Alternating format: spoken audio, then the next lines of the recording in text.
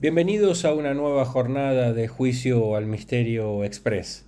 Quiero agradecerles en primer lugar que se hayan incorporado, que se vayan incorporando a nuestras redes sociales, que hayan visto nuestras anteriores presentaciones y que puedan disfrutar junto a nosotros estas aventuras que iremos recorriendo a lo largo del tiempo.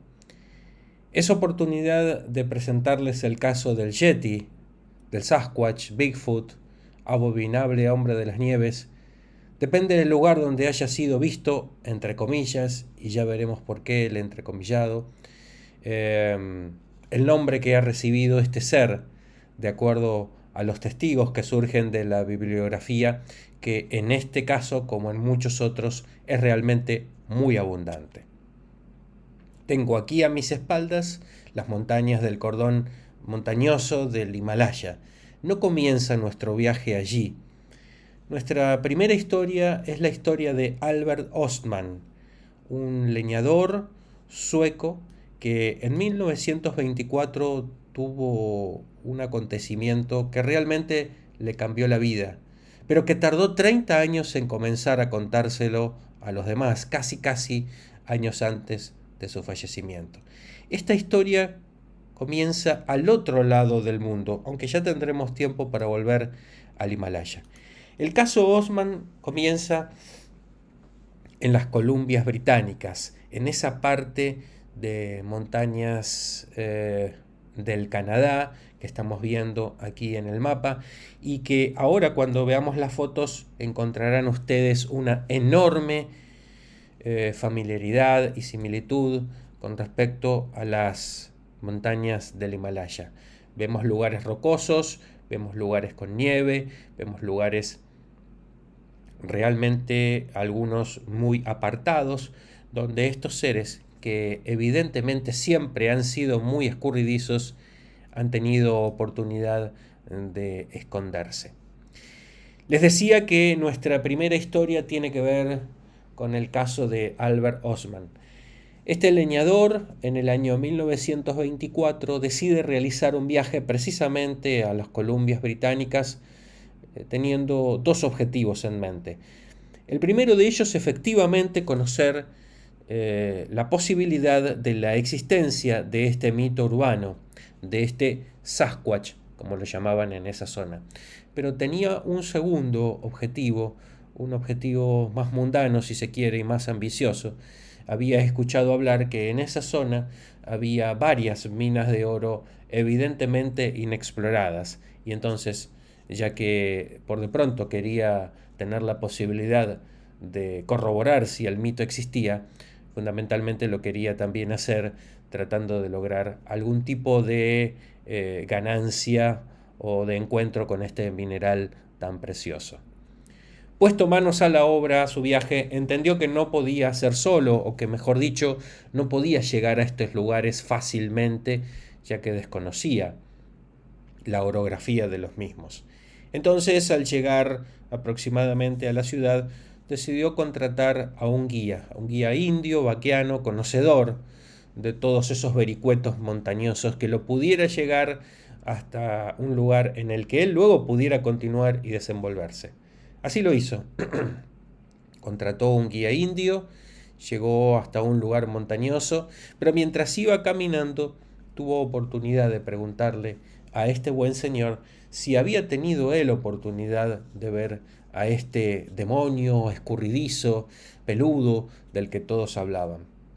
Le respondió que si bien él no, en su familia tenía algunas personas que habían tenido encuentros con este ser. Pero en todos los casos siempre las descripciones eran las mismas.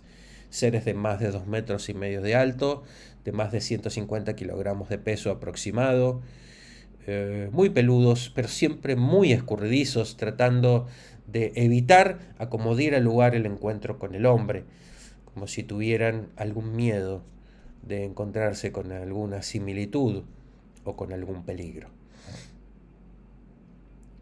Pues bien, quedó en el lugar, el guía indio lo abandonó, desplegó sus provisiones y finalmente acampó. Lo venció el sueño y pasó la noche rápidamente. Despertó el otro día y notó, lo primero que pudo ver es que alguien había hurtado parte de sus provisiones. Pensó primero en algún animal hambriento que por la noche hubiera sentido el aroma de sus pertenencias y entonces hubiera llevado parte de su comida. Se sintió también en peligro, se sintió vulnerable, estaba solo, aunque tenía siempre su arma, su Winchester, muy al lado en su bolsa de dormir. No quiso que le pasara dos veces lo mismo y se juró a sí mismo que la noche próxima no iba a lograr dejarse vencer por el sueño. Lo cierto es que así le pasó. Volvió a dormirse y volvió a dormirse y no pudo cumplir con su cometido de ver efectivamente quién era ese ser o esos seres que se presentaban por la noche para sustraerle parte de sus provisiones. Solo que una mañana al despertarse logró ver, pero fue imposible que pudiera escaparse. Ya estaba en manos, estaba siendo arrastrado con su bolsa de dormir por cuatro seres, pero especialmente por uno que era el más fornido de todos. Obviamente se sintió atemorizado. En cierto momento este viaje se detuvo.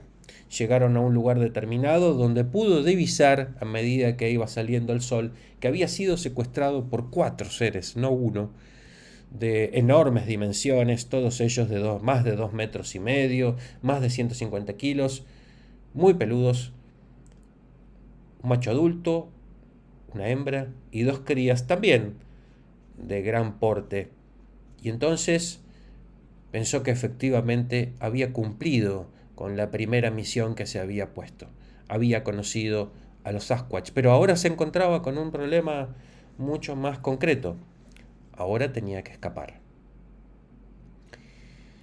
Intentó primero moverse, pero advirtió que todo ese tiempo de letargo le había dormido las piernas, y aunque tenía su arma al lado, hizo una especie de cuenta matemática en el aire y advirtió que aún pudiendo derrotar a uno de sus captores, los otros tres no le darían tiempo para recargar el arma, con lo cual su muerte estaba asegurada.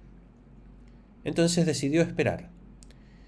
Convivió con estos seres durante 6 días, mientras comía, mientras prendía fuego. Estos seres absolutamente absortos por lo que estaban viendo, ni siquiera osaban con acercársele, hasta que el sexto día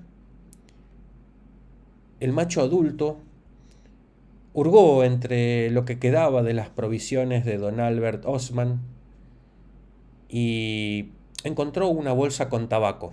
Ya había visto a Ostman consumir esta hierba, le sintió el sabor y con cierta fruición tomó la bolsa y la deglutió de manera completa. No la masticó, la tragó directamente. Creyó que su sabor era tan perfecto que no tenía sentido masticarla tan solamente. A los pocos minutos empezó con una especie de ataque de retortijones, de dolores estomacales imposibles, de alaridos. Obviamente esta situación conmovió profundamente a los otros tres seres que lo acompañaban.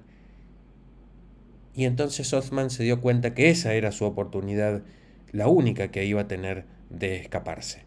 Rápidamente se puso de pie, tomó su arma y salió corriendo.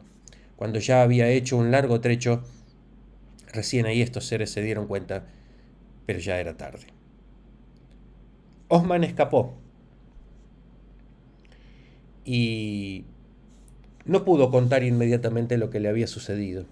Tenía mucho miedo de que nadie le creyeran, de que lo tomaran por un mendaz, por un fabulador, y entonces guardó el secreto hasta por lo menos 30 años después, momento en el que comenzó a sincerarse. Había visto, según sus propios dichos, a una familia de Sasquatch. ¿Verdad? ¿Mentira? Bueno, por supuesto que eso quedará a criterio de todos ustedes, pero no fue la primera vez en la historia de las que se tuvo efectivo conocimiento de de, de parte concreta, de poder verlo, de poder sentirlo, de poder tocarlo a este ser. El 30 de julio de 1884 sucedió también en la Columbia Británica, hecho del que dio cuenta, como vemos, el diario Daily Colonist, el encuentro entre seres humanos y lo que pudo haber sido un Sasquatch, aunque en el diario, como ustedes lo ven, lo llaman gorila. Resulta ser que el tren perteneciente a la Columbia Express Company se dirigía en viaje y a mitad de camino se encuentra el conductor sobre los rieles a un extraño ser de enormes dimensiones y muy peludo durmiendo cercano a las vías. Detuvo la formación, este ser rápidamente se dio cuenta y efectivamente salió corriendo hacia el lado de la ladera y de la montaña, siempre tratando de escurrirse hacia el lugar montañoso. Efectivamente, el conductor y algunos ayudantes salieron corriendo a buscarlo, le tiraron un piedrazo, lo apresaron y lo guardaron en los compartimentos de carga del tren. A partir de allí, nada más se supo del que luego llamaron Jaco, el gorila o el yeti, del que nunca más se tuvo noticias. Este fue sí el último caso, o mejor dicho el primero en el tiempo, de encuentros cercanos entre nuestra especie, los seres humanos, y quien presuntamente llamamos yeti. Pero también ha habido casos de prueba, casos de huellas. El primero del que tenemos conocimiento es el caso de Howard Bury, el coronel, que tuvo oportunidad en 1921 de superar el techo de los 5.000 metros y llegar hasta los 7.000 en el cordón montañoso que estamos viendo, el del Himalaya. Acompañado por Sherpas, le preguntó si habían tenido conocimiento del Yeti. Yeti, que en palabras tibetanas significa animal extraño de tierras rocosas.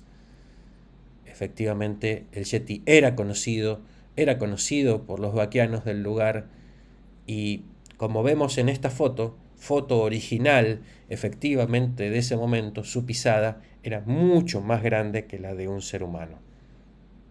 Esa es la primera foto que se tiene en la historia de este ser que siempre ha sido inasible para el ser humano, nunca ha podido ser capturado. Lo único que se ha tenido es la posibilidad de estos testimonios, generalmente en lugares cercanos a montañas y con mucho hielo, siempre un animal muy escurridizo.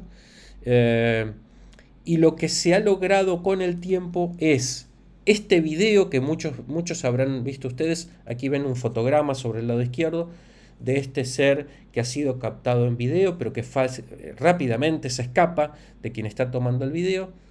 Y a la derecha vemos un molde que se ha hecho efectivamente sobre una de las miles de pisadas que se han podido hacer sobre este ser del que ignoramos su verdadera etiología. Algunas consideraciones finales, ya que nos encontramos en Juicio al Misterio Express, sobre este ser. ¿Cuáles son las pruebas que se tienen? Bueno, como hemos dicho, los testimonios. Cientos de miles, algunos más concretos que otros, algunos más detallistas que otros. Estos casos que son de alguna manera los más señeros en la bibliografía. Las pisadas que algunas hipótesis han dicho que se hacen de manera fraudulenta, aunque también algunos estudios científicos dicen que se pueden copiar las pisadas, pero no la marcha. Si vemos una sola pisada puede estar trucada, pero la marcha es mucho más difícil de trucar. Esto vino a cuento de que hace unos 4 o 5 años el ejército de la India tomó unas fotos en la montaña, que son estas que van a ver ustedes a continuación, que son obviamente para ellos fotos de Yeti, muy parecidas a las que tomara Howard Bury en aquella oportunidad en 1921. El ejército de la India la subió a su página oficial. Ven ustedes allí la enormidad de esas pisadas en comparación con las que cruzan, que son las del propio ejército. estamos entonces nuevamente diciendo que efectivamente estamos en presencia de un ser absolutamente desconocido, del que no tenemos mucho dato más que estas pruebas. Pero miren si habrá sido un peligro o algo importante este ser, que incluso ha habido ordenanzas, es decir, normativas de carácter jurídico, de carácter legal, que han tendido a la preservación y al cuidado de estos animales, dándonos a entender que efectivamente existen. Existe una ordenanza que es la 69-01, emitida por el condado de Skamania en el estado de Washington, que dispone y ordena que, admitida la existencia de pruebas que indican la posible presencia en el condado de un mamífero nocturno del orden de los primates, diferentemente descrito como criatura similar a un simio o a una subespecie Homo sapiens, llamado Sasquatch, Yeti, Bigfoot o simio peludo, considerando todo esto, se decide que cualquier muerte premeditada, voluntaria o no justificada de tales criaturas sea considerada una contravención punible con una multa de hasta $10.000 y o con la reclusión en la prisión del condado por un periodo de hasta 5 años. Miren ustedes si efectivamente el ser humano no ha creído que efectivamente este ser existía, sea lo que fuere que se trate. Algunas consideraciones finales sobre de qué puede tratarse el Yeti. ¿Qué puede ser el Yeti? Puede ser un oso. Algunos estudios parecen indicar que se trata de un oso. Puede ser un primate, como lo han sostenido algunos otros estudios. Puede ser un animal que ha evolucionado o alguna evolución del ser humano que ha quedado atrapada. Puede ser una continuidad escurridiza del Gigantopithecus o del Neandertal. Algunos han dicho que sí. Como veremos ahora en estas, bueno, aquí nuevamente vemos, para que ustedes vuelvan a ver la única imagen que se tiene. Esta es una foto de ese video. Pero vayamos específicamente a la hipótesis cuaternaria, es decir, aquella que dice que el Yeti o el abominable hombre de las nieves o el Bigfoot deviene de una evolución de los primeros homínidos. En principio advertimos que hay algo que no cierra, si bien el hombre de Neandertal también es de regiones rocosas, de regiones frías, hay algo que no cierra. Todos los testimonios, absolutamente todos, nos dicen que la altura de este ser no es menor a los 2,5 metros. Como vemos en el gráfico que les presento, la altura de nuestras evoluciones nunca ha superado el 1,60 m, el 1,50 m, y en nuestros casos en promedio el 1,80 m, supongamos 2,10 m, algunos jugadores de básquet, 2,20 m, 2,30 m, pero nunca se ha superado eso. Esta teoría también dice que esos seres habrían pasado hacia el continente americano cuando existía la cercanía o la unión en el estrecho de Bering con el único continente Pangea, ese que existía antes de que ambos continentes se separaran. Por eso encontramos o encontraríamos a estos seres tanto en las regiones frías de un continente como en las del otro. Y por eso se le llama con distintos nombres al mismo ser, porque habría pasado por allí. No cierra la hipótesis respecto de la altura de estos seres, no cierra la hipótesis respecto del peso, pero sí cerraría respecto de el lugar donde habitaban estos seres, algunas características como el pelo en el cuerpo, también son bípedos y erguidos, con lo cual ahí cerraría esta hipótesis y es muy posible que los testigos hayan visto algo muy similar a esto y entonces ante su mente, cual si tratara de un proceso de pareidolia, lo hayan identificado con la similaridad a un primate y al no poder encontrar una definición exacta hayan creado un nombre o una mitología por el mismo miedo que les haya causado el encuentro con este ser. es obvio que no es común encontrarse con un ser de estas características, y si es, a ver, el hecho ya de encontrarse con un oso en un bosque le da miedo a cualquier persona, imagínense a un ser que incluso sería mucho más grande que un oso, que tendría dimensiones incluso superiores y que estaría dotada de una fuerza tal como para crear más miedo en las personas. Pues bien, luego de todo lo dicho, luego de todo lo expresado, pasemos entonces, como corresponde en este juicio al Misterio Express, a las conclusiones finales.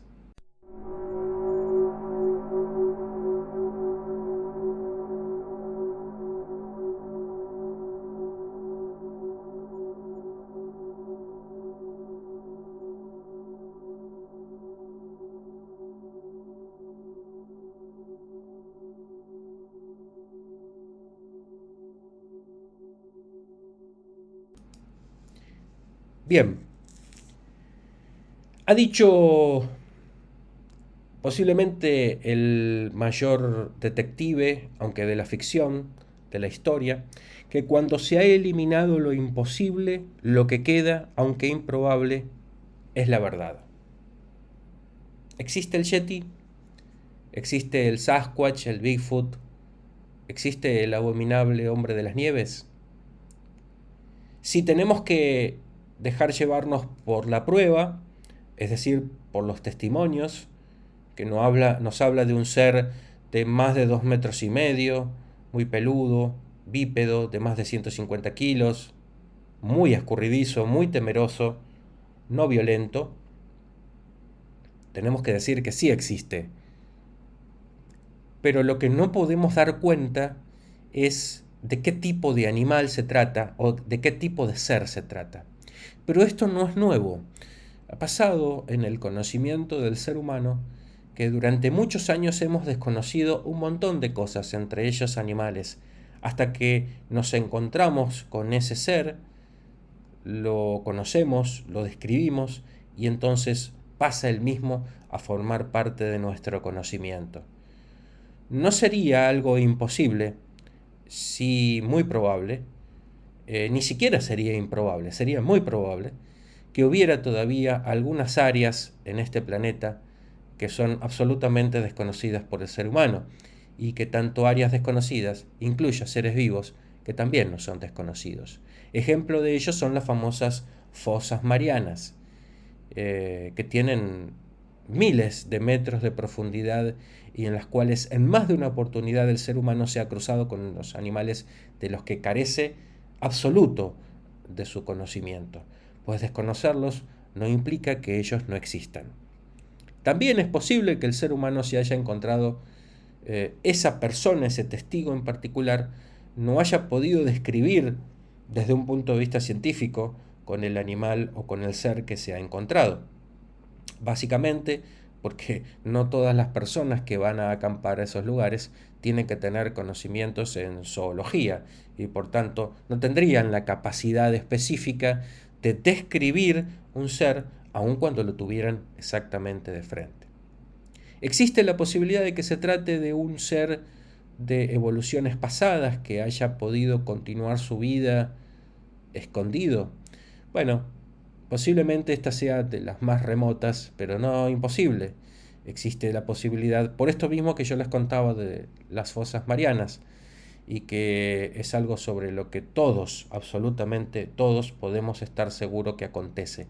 Son miles las especies que desconocemos, son miles las especies y los seres con que el ser humano aún no se ha cruzado, a pesar de haber explorado casi cada uno de los rincones de este mundo. Después de todo, el primer paso del conocimiento es asumir la propia ignorancia, consejo y enseñanza que nos dejó el más sabio de todos, Sócrates. Así que, ¿de qué manera concluir este programa sobre el Yeti? Sea lo que sea que los testigos hayan visto, algo vieron. Y como dije en más de una oportunidad, podrá haber 1000 fraudes en cuanto a testimonios, podrá haber 1000 fraudes en cuanto a pisadas, podrá haber 1000 fraudes en cuanto a explicaciones de qué es lo que se haya podido ver o no. Pero bastará con que uno solo de ellos esté diciendo la verdad para que ese ser, da igual el nombre que se le ponga, efectivamente exista. Entonces, ¿quiénes somos nosotros? ¿Quién soy yo para denegar de plano la existencia de una especie que aún no hemos podido encasillar y conocer? Hasta aquí llega nuestro conocimiento. Las conclusiones, obviamente, siempre son de todos ustedes que deben mantener la duda abierta. Decía algún gran escritor que la mente es como los paracaídas, solo funciona cuando está abierta. Les propongo a ustedes lo mismo que me propongo a mí, que mantengamos la mente abierta para que estos viajes sean mucho más provechosos para ustedes y para nosotros. Les agradezco profundamente que nos hayan acompañado en esta nueva aventura. Los invito para las próximas aventuras que estaremos teniendo en este canal. Les agradezco, les pido que nos sigan acompañando, que se suscriban al canal, que pongan me gusta si es que efectivamente les ha gustado este nuevo envío, esta nueva historia, este nuevo viaje, esta nueva aventura, y los despido hasta nuestro próximo encuentro, que seguramente será muy pronto. Muchas gracias y hasta cualquier momento.